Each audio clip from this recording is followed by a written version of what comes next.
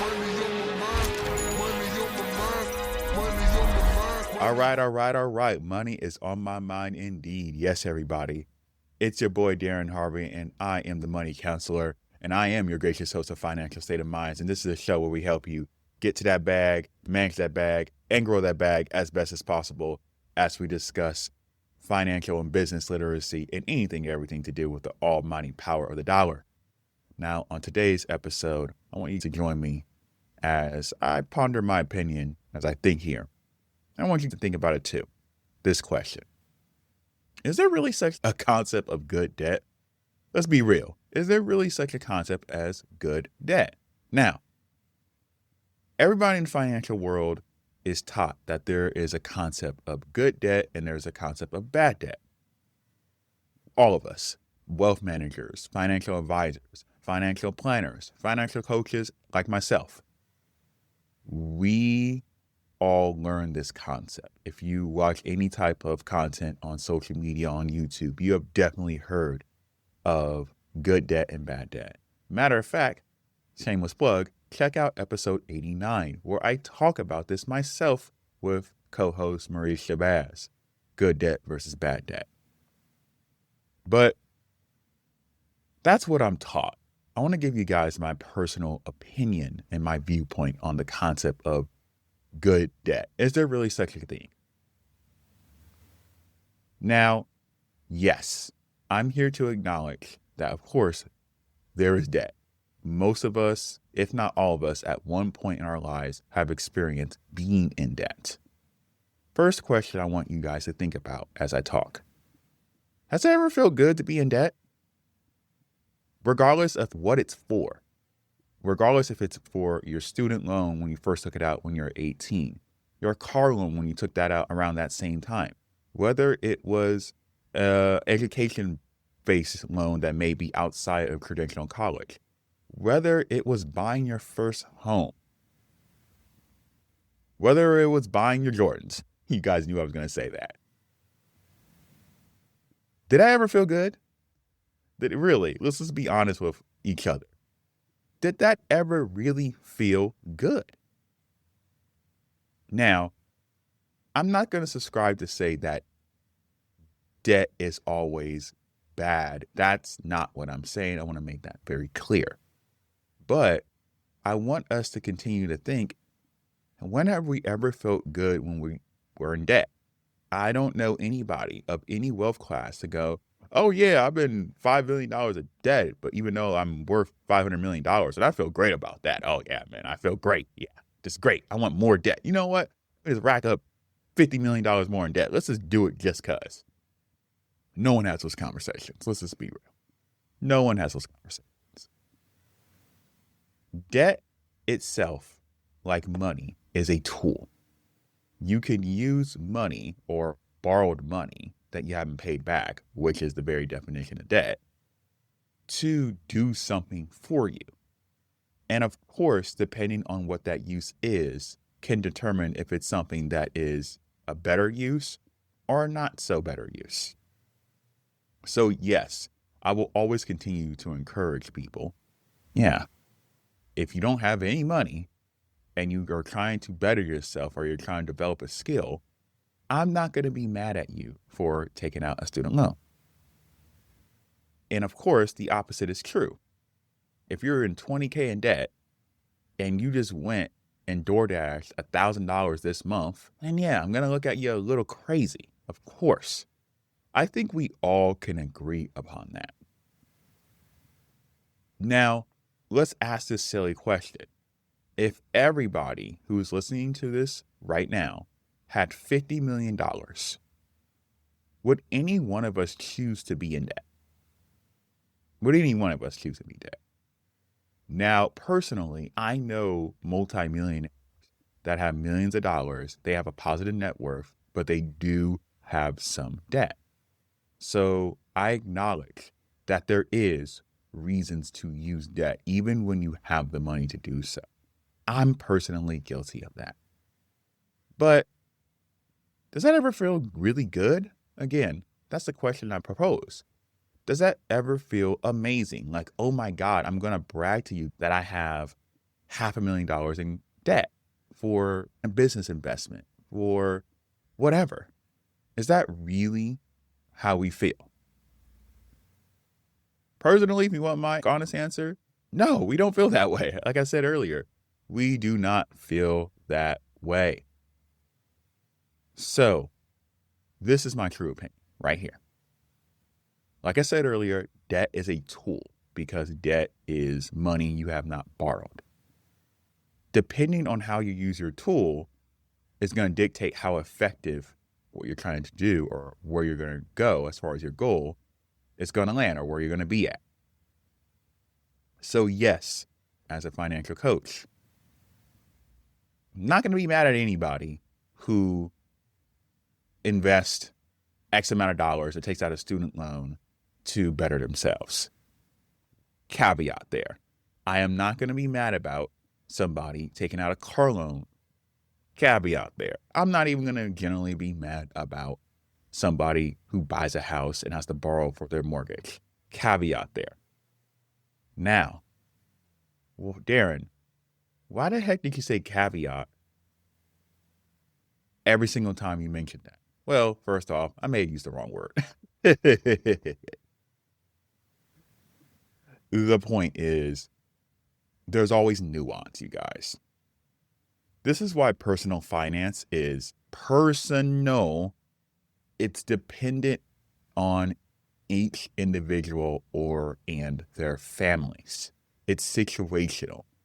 Very rare is one person's situation in life going to be identical to another person's situation. If you check out my episode, I believe it's episode 53, Is College Still Worth the IOI? My conclusion is that it depends on the degree you get and how much money you pull out for student loans.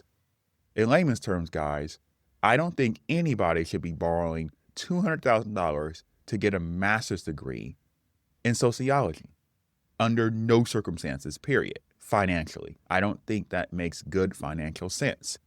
I don't think it makes sense to borrow $150,000 to buy an exotic car just to rent it out on services like Turo. I don't think that makes good financial or business sense.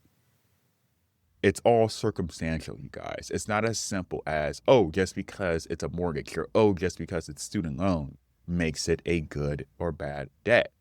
There is nuance to all of this. So your goal and my goal is always the same. Don't be in debt. Just don't be in debt, period. That's the ultimate goal. The ultimate goal is to not be in debt, period. I'd rather have $5 million in no debt than $10 million with $5 million of debt. The net worth is the same. The stress is not. Let that sink in. The net worth is the same. The stress level is not.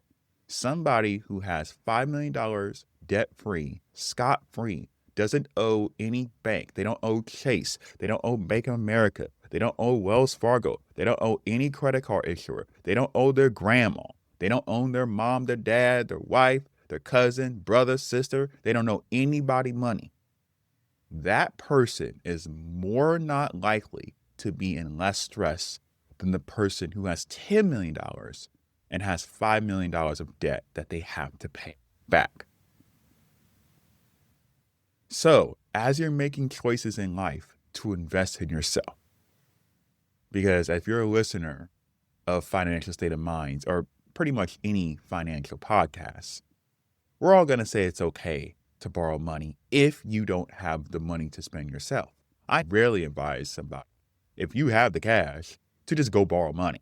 No, if you have the cash, use your cash or use a credit card, get those credit card rewards, take advantage of the net 30 and pay it off. I very rarely advise people to just go into debt when they have the cash. I 100% advise people to go into debt if it's to better themselves so they can make money, because you don't have the money to do it yourself. That's the whole nuance of it. So as you guys are out there in the real world and you're making decisions, whether you're a 17, 18-year-old It's June when I'm recording this. A lot of you guys are about to go into college. If you haven't taken out your car, that is going to be your first major loan. Please check out, is college worth the ROI, and make the right borrowing choice for your situation. And if you need a little bit of guidance, feel free to DM me. It's the same thing for everybody. If you're trying to buy a car and you may be able to afford a $30,000 car with borrowed money, you may be able to afford the payments. That doesn't mean you should take out the loan. If it makes more sense because you have $10,000 lying around to make a down payment to buy a $10,000 car and it's safe and reliable, dude, pay the cash for the $10,000 car. Or take out a $15,000 loan if you want a little nicer car, put that $10,000 down payment and you just have a $5,000 loan. Maybe it doesn't make sense for you to buy a house even though you have the money to make the payments. The point is, I want you guys to know, is that there's nuance to everything when it comes to debt. Debt really is neutral on its own. The decisions you use with that money that led you to the debt is good or bad. That's a decision. And it's not as simple as a buckets as, again, oh, it's a student loan, good debt. Car loan for your good debt. Oh, you're investing in yourself in a business, good debt automatically. Just automatically it's good. No, you guys, please reach out to me if you need more clarity about this, or get some coaching, get somebody you trust. But choice is the reason why we're in debt. We all choose to be in debt.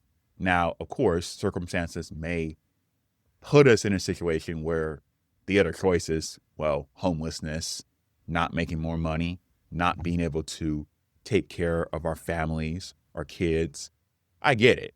I'm not trying to say these choices are fair or easy, but debt in itself is a choice.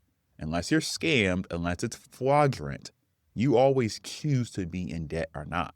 So be intentional about what you choose to be in debt for. As I've shared many times, I have had at one point about $140,000 in credit card debt. A lot of that was investment. A lot of that was dumb stuff. No problem admitting it. I'm debt free now. I've been debt free for a couple years now. I made the right choices to where I was in debt. I knew I wasn't going to be in debt forever. And I wasn't. I was in debt for that amount for a month. And then it went to zero because of an investment. So that made that $140,000 in debt a good investment or a good debt. But if my thing didn't work and I'm stuck paying the front, I don't know if I call it good. So again, it's about intentionality and it's about what you decide to use your money for. So think about those concepts, you guys. I'll pose a question, you guys. Again, you can have what? Let's do the same example as I said. $10 million in cash, but you're in debt $5 million. So you have a positive net worth $5 million. Or you can take $5 million and be clear. You don't owe anybody nothing. Which would you choose? Let me know via DM, via comment. Share this episode, of course. This is just my personal opinion, but yeah, it's not that simple. It's not just simple as the simple buckets of, oh, because it's student loans. Oh, because it's mortgages. It's good debt. And the same thing too. Maybe, oh, someone's buying Jordans. Most of the time I make fun of that, but there may be a business or a reason to buy Jordans that will put you in debt. You never know. It's all circumstantial and it's all personal. And that's the beauty of personal finances. It's personal to you and your situation. All right, that's it. I'm done with this episode. Hope you guys enjoyed. Hope it got you guys thinking. Mainly, I just want you guys to not just take everything you hear in this space as blanket and truth. I want you guys to understand that there's nuance. I want you to really think before you make these decisions. So again, go check out episode 53 is College Worth the ROI, and go check out episode 89, Good Debt versus Bad Debt, where I really talk about those two subjects. So when I'm coaching and sitting down with people, I'm looking at what they've spent, what they got into debt to. And yeah, I'm generally honest, like I'm talking to you guys right now. Hey, if I see a $20,000 or $30,000, $50,000, usually I see like $100,000 student loan, what you get your degree in? Oh, it's in communication? Is that really the best choice, really the best decision?